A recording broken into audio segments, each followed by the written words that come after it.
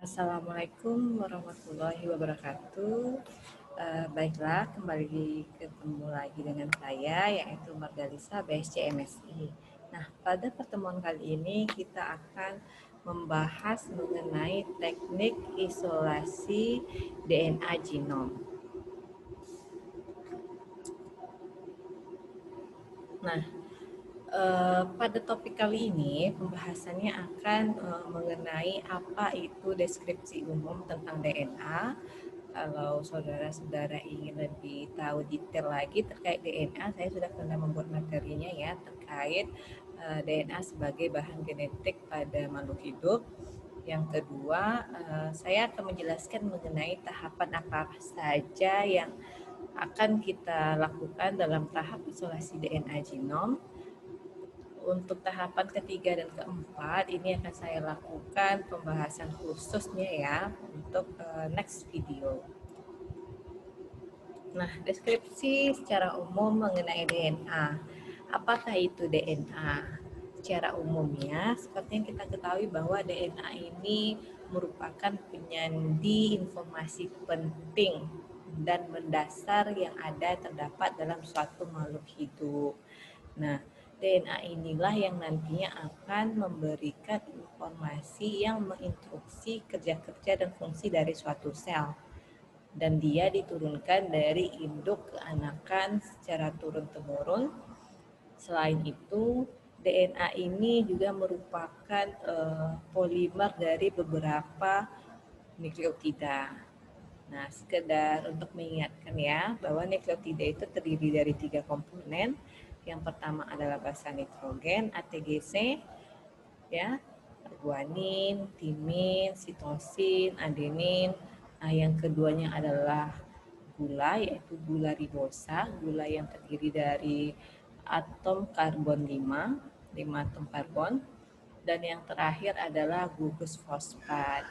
Nah, gugus fosfat inilah yang bermuatan negatif dan memberikan muatan negatif pada molekul DNA itu sendiri. Nah, di sini terlihat ya bahwa gambar DNA itu adalah double helix. Kenapa dia disebut sebagai DNA? Kepanjangan DNA adalah deoxynucleic. Nah, asam nukleat ini pada makhluk hidup kan ada 2 ya. Ada dalam bentuk DNA, ada dalam bentuk RNA. Nah, R sama D ini kalau dalam strukturnya itu berbeda pada komponen dari gulanya, di mana struktur dari gulanya itu berbeda pada atom karbon nomor 2 ya, bahwa di DNA ini deoksi. Nah, pada atom nomor 2 karbonnya itu tidak terdapat atom oksigen, makanya dia dibilang deoksi, tidak terdapat oksigen. Nah, seperti itu. Dan DNA ini karena dia hampir terdapat di seluruh makhluk hidup, termasuk dari virus juga. Kan sel itu ada 2 ya, prokariot dan eukariot. Nah, di sini kita juga harus ingat, jika kita mau mengekstrak genom dari suatu sel, kita harus lihat apakah dia DNA yang berasal dari prokariot atau DNA yang berasal dari eukariot, dan DNA apa yang kita inginkan jika dia berasal dari DNA eukariot. Karena prokariot kan cuma punya 1 kromosom ya, yang terkonsentrasi di bagian nukleoidnya, sedangkan kalau DNA pada sel eukariot dia bisa berasal dari inti selnya. Dia bisa berasal dari organ-organel yang memiliki DNA tersendiri seperti kloroplas, seperti mitokondria, nah seperti itu. Dan DNA ini pada setiap spesies atau individu itu bervariasi ya jumlahnya. Serta DNA ini kebanyakan bisa saat ini itu diisolasi karena memang bisa untuk mengidentifikasi organisme apakah yang terdapat dari DNA yang kita ekstrak. Kita mau mengidentifikasi dia secara detail, kita mau melihat asal-usul hubungan kekerabatannya, seperti itu juga bisa. Atau kita mau melihat fungsi-fungsi suatu gen spesifik tertentu yang terdapat di dalam DNA itu sendiri. Karena ingat ya, gen itu merupakan bagian atau segmen yang terdapat di dalam DNA. Karena DNA terdiri dari dua ya, ada bagian yang mengkode informasi tertentu yang kita sebut sebagai ekson, dan ada yang tidak mengkode informasi tertentu yang dikenal dengan intron, dan ada bagian pengontrolnya, seperti bagian RBS-nya, ribosom binding site-nya, ada seperti promoternya, seperti itu. Oke. Prinsip isolasi DNA adalah ketika kita mau mengisolasi suatu DNA genom, kita mau mendapatkan ekstrak DNA yang betul-betul murni tergantung dari tujuan kita apa. Nah, tahapan untuk mendapatkan DNA murni itu secara umum saya bagi jadi 3 bagian besar ya. Pertama adalah bagian pelisisan dari sel yang ingin kita uji. Karena memang kan DNA yang terdapat di dalam suatu sel itu, komponen sel itu kan ada 3. Ada yang menjadi wadahnya yang kita sebut sebagai membran selnya, ada bagian isi di dalamnya yang berupa cairan yang kita sebut sebagai sitosol atau sitoplasmanya, dan ada organel-organel di dalam dari suatu sel itu sendiri. Termasuk di situ ada inti selnya yang terdapat DNA yang kita inginkan, misalnya ada yang seperti organel mitokondria, lisosom, badan Golgi, dan segala macam. Nah, karena kita mau mengambil DNA, kita harus memecahkan sel yang menjadi target dari proses ekstrak DNA yang ingin kita lakukan. Nanti akan kita ketahui lagi apa-apa saja proses dalam proses pelisisan ini. Nah, setelah nanti sel itu pecah, apa yang ingin kita lakukan tahap selanjutnya? Kita ingin membersihkan inti DNA kita ini yang mengandung DNA ekstrak genom kita, target kita ini dari sebarang macam kontaminasi. Karena kan memang banyak terdapat makromolekul lain ya di dalam sel itu seperti lipid, seperti polisakarida atau karbohidrat, protein, dan berbagai macam enzim-enzim lain yang memang berpotensi bisa merusak DNA kita. Kita mau bersihkannya semua. Nah, setelah kita bersihkan semua ini, setelah kita purifikasi, bagian terakhirnya adalah kita mau mengendapkan DNA kita tersebut, DNA yang telah kita murnikan, sehingga kita nanti bisa menggunakannya untuk tahapan-tahapan berikutnya. Oke, nah tahapan pelisisan. Ketika kita mau melisis suatu sel, kita harus lihat dulu apakah dia itu tipe dari sel prokariot atau sel eukariot. Nah, sel eukariot misalnya kan ada dari jenis protista, ada dari jenis animal, ada dari jenis plantae. Nah, komponen-komponennya kan juga berbeda. Kita harus pelajari lagi. Tapi secara umum, proses pelisisan itu ada 2 mekanisme. Yang pertama dengan cara mekanik ya, kita melakukan proses pelisisannya dengan menggunakan kekuatan seperti kalau seandainya sampel kita dari tumbuhan seperti yang digambar ya, saya misalnya mengambil ini dari sampel lamun misalnya dari perairan laut. Nah, karena memang struktur sel tumbuhan itu bagian luar terdapat dinding sel. Nah, dinding selnya ini juga kan terdiri dari berbagai macam selulosa seperti itu. Nah, nanti diperlukan proses penghancuran dari sampel yang mau kita gunakan. Bisa dengan cara seperti digurus dengan mortar yang terlihat di gambar, bisa dengan cara radiasi untuk sel-sel bakteri misalnya atau sonikasi seperti itu. Nah, tipe yang kedua, cara kimiawi atau enzimatis adalah menggunakan senyawa-senyawa larutan tertentu atau buffer tertentu dalam proses pelisisannya ataupun dengan menggunakan enzim-enzim tertentu yang berfungsi untuk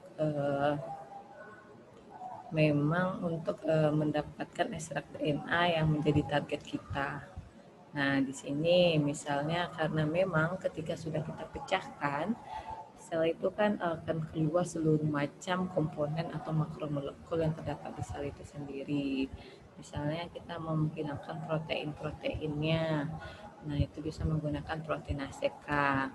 Kita mau misalnya itu menghilangkan RNA-nya, karena kita hanya membutuhkan DNA saja, misalnya dengan menggunakan enzim RNase seperti itu.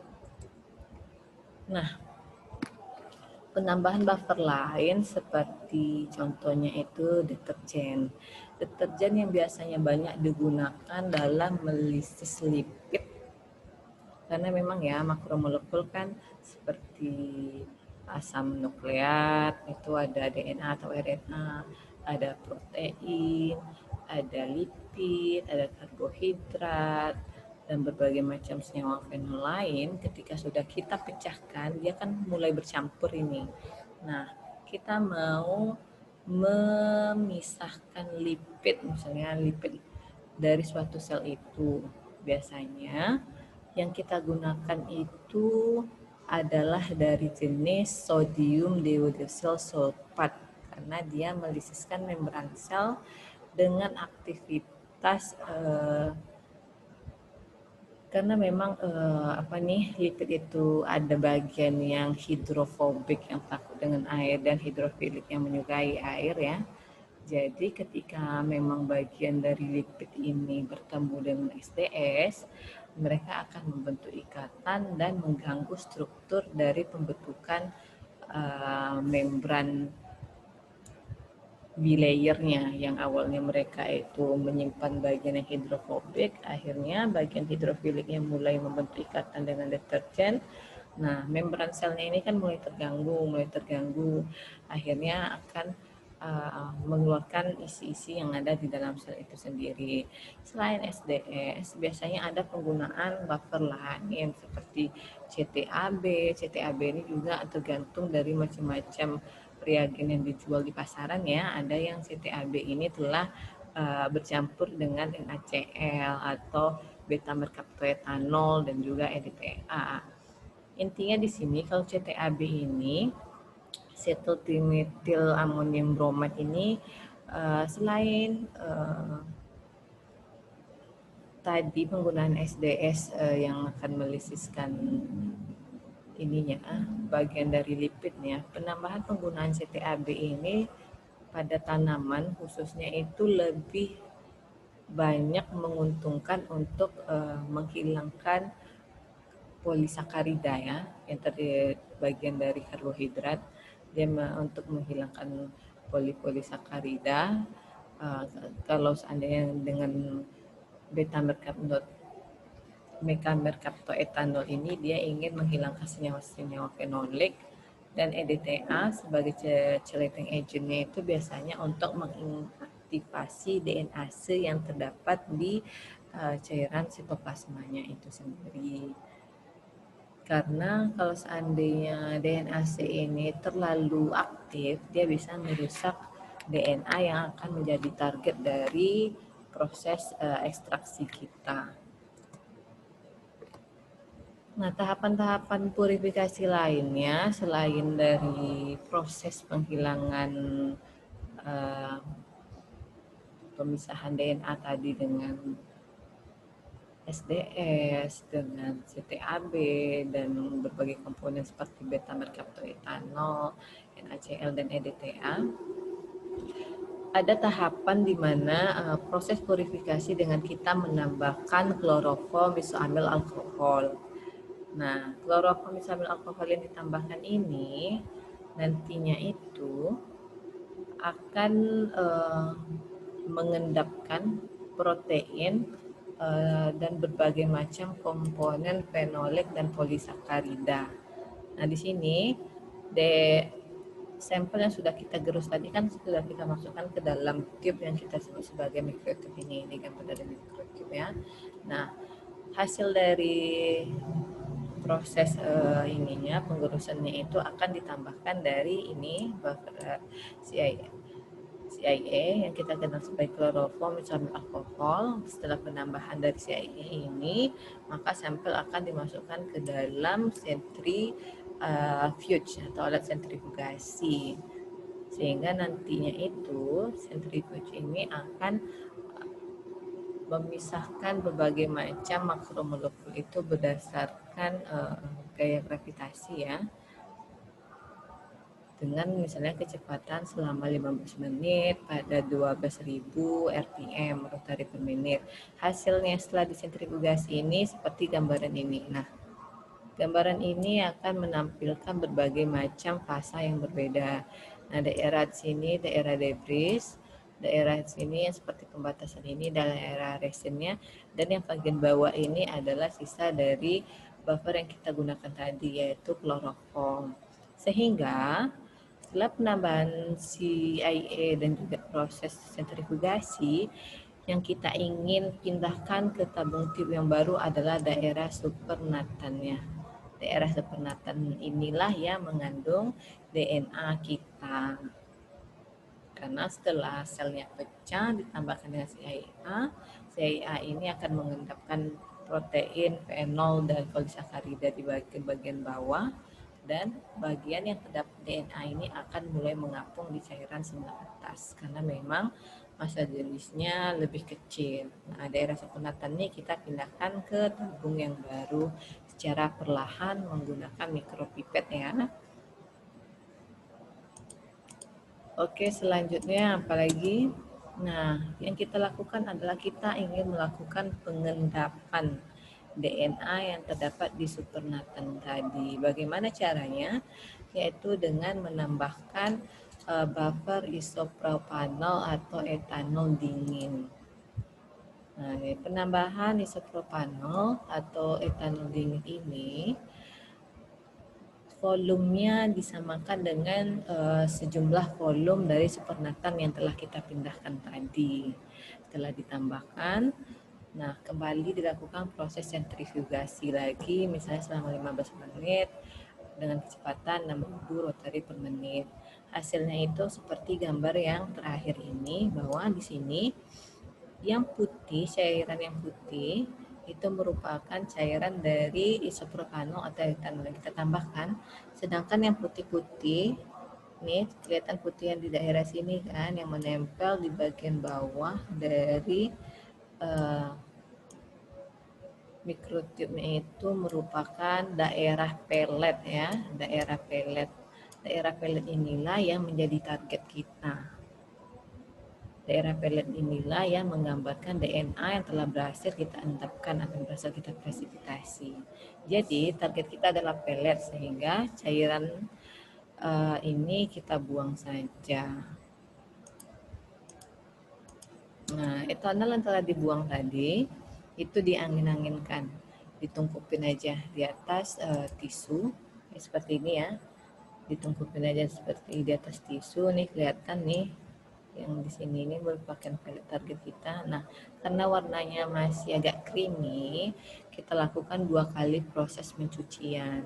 Jika tadi kita gunakan isopropanol atau etanol absolut yang dingin, sekarang kita lakukan pencucian lagi menggunakan etanol 70% dan dilakukan lagi proses sentrifugasi. Nah, hasil akhirnya tetap kita buang cairannya dan kita angin-anginkan lagi sehingga didapat nih, kelihatan ya, di setiap ujungnya ini putih-putihnya ini merupakan calon DNA kita yang telah berhasil kita presipitasi. Di sini kan agak kelihatan nih bahwa memang hasilnya tampak lebih putih dibandingkan hasil presipitasi yang pertama kali. Nah, setelah kita angin-anginkan, proses angin-anginan ini adalah biar supaya etanol yang digunakan telah mengalami evaporate ya, menguap.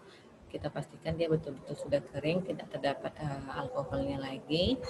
baru kita larutkan dia menggunakan buffer TE. Terus HClNA-nya misalnya sebanyak 50 mikroliter. Nah, untuk menentukan apakah kita memang berhasil melakukan proses ekstraksi DNA genom ini ada dua proses untuk mengkonfirmasinya. Kita bisa mencek kuantitas secara kuantitas menggunakan spektrofotometer pada panjang absorpsi khusus untuk DNA itu 260 nanometer, dan yang kedua dengan cara mengelektroforesis hasil dari DNA genom kita di gel agaros, misalnya pada konsentrasi 1-1,5%. Nah, sisanya kan tadi ada 50 mikroliter ya. Sisanya itu nanti bisa kita simpan di kulkas 4 derajat, -20 atau -80. Semakin dingin tempat penyimpanannya, masa umur penyimpanan dari DNA kita itu ketahanannya itu lebih lama. Jadi disarankan biasanya kami menyimpan di -20 atau -80. Oke. Nah, ini contoh ketika kita melakukan konfirmasi hasil isolasi DNA kita ya. Kita menggunakan alat yang dinamakan alat ELISA. Nah, di sini yang pertama kali kita menyiapkan wadah di mana tempat DNA itu akan melakukan proses pergerakan untuk mengkonfirmasi apakah memang dia terdapat DNA atau tidak, yaitu di dalam gel agaros. Gel agaros ini nantinya itu ada sumur-sumurnya, hal-hal pada bagian atasnya itu sebagai tempat untuk pemasukan dari sampel kita. Biasanya nih di daerah sini dah ya, kelihatan nih sumber-sumber di sini nanti akan kita masukkan DNA-nya. Nah, hasil dari gel agarose ini sebelum kita masukkan sampel kita letak di alat ELISA. Kita letakkan sisi peletakannya, kita isi chamber dari ELISA-nya ini dengan TE, dengan buffer TAE gitu, TAE 1 kali. Nah, di TAE ini nanti setelah kita masukkan pastikan bahwa daerah itu tidak terdapat gelembung-gelembung yang bisa mempengaruhi proses elektroforesis. Nah, prinsip dari penggunaan ELISA ini adalah karena kita ingin menggerakkan DNA-nya dan kita tahu bahwa DNA itu muatannya negatif, maka yang perlu kita perhatikan adalah kutub dari pemasangan arus listrik alat ELISA ini, bahwa dipastikan bahwa ujung yang terdekat dengan sumber dari sampel itu adalah daerah katode yang bermuatan negatif, karena harapannya nanti dia akan melakukan pergerakan di medan yang terdapat medan listrik, sehingga nanti hasil pergerakan DNA itu akan ke bawah ya, ke arah anode yang berkutub positif gitu. Nah, karena memang sampel DNA kita tadi ekstraknya itu bening ya, maka kita perlu menambah pewarna. Warna di sini misalnya loading day-nya, karena nanti kita mau melihat dia di bawah UV transluminator. Kalau kita lupa memberikan loading day-nya, kita tidak bisa melihat proses pergerakannya nanti udah sampai di mana batas dari pergerakan DNA kita selama alat ELISA ini berjalan. Nanti dia akan memberikan pewarnaan dan sampai batas mana dia akan kelihatan di gel agarose tersebut. Biasanya kalau untuk DNA itu gel agarosnya kan 1 sampai 1,5. Nah, waktu kita untuk mengelpornya itu tergantung dari kecepatan arus yang kita gunakan. Misalnya kita menggunakan 50 volt selama 25 menit atau 30 menit seperti itu. Nah, setelah hasil ELISA ini bergerak sesuai dengan waktu yang kita set dan kecepatan yang kita set, kita lakukan dia perendaman di ATBR. Tapi harus ingat ya, bahwa pada saat kita merunning gelnya ini kita jangan lupa memberikan sejenis marker ataupun marker yang berfungsi sebagai rulernya untuk melihat bahwa DNA yang kita lakukan ekstraksi ini berada pada ukuran berapa seperti itu. Nah, hasil setelah ELPOL kita dendam di TBR karena TBR ini akan mewarnai, akan melekat di daerah basa nitrogen DNA kita ya, sehingga ketika kita lihat di bawah UV transluminator dia akan berpendar memperlihatkan area di mana DNA kita berada. Inilah contohnya di mana contoh gel agarose yang telah kita lakukan running di alat ELPOR ya. Nah, biasanya memang di sini kelihatan ya sampel kita itu karena dia memang DNA genom, biasanya kan ukurannya itu ribuan kilobase panjangnya. Nah, biasanya dia berada di bagian paling atas yang kita arsir warna merah ini. Baiklah teman-teman, sekianlah gambaran umum mengenai proses ekstraksi DNA genom. Semoga apa yang saya sampaikan dapat dimengerti dan dipahami. Jika ada pertanyaan, boleh komen di kolom komentar YouTube ini. Jika Anda rasa memang bermanfaat, silakan di like, share, akan di subscribe ya. Terima kasih. Assalamualaikum warahmatullahi wabarakatuh.